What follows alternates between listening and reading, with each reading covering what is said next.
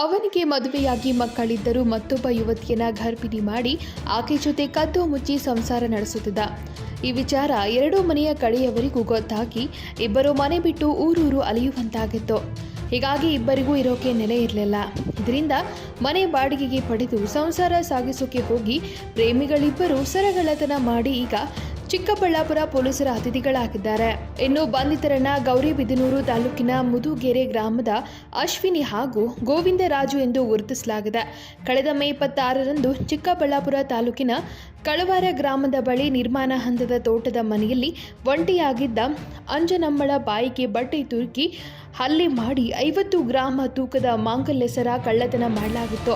ಈ ಪ್ರಕರಣ ಸಂಬಂಧ ತನಿಖೆ ನಡೆಸಿದ ನಂದಿಗಿರಿ ಧಾಮ ಪೊಲೀಸರು ಚಿಕ್ಕಬಳ್ಳಾಪುರ ಜಿಲ್ಲೆಯ ಗೌರಿಬಿದನೂರು ತಾಲೂಕಿನ ಮುದುಗೆರೆ ಗ್ರಾಮದ ಅಶ್ವಿನಿ ಹಾಗೂ ಗೋವಿಂದರಾಜುವನ್ನ ಪೊಲೀಸರು ಬಂಧಿಸುವಲ್ಲಿ ಯಶಸ್ವಿಯಾಗಿದ್ದಾರೆ.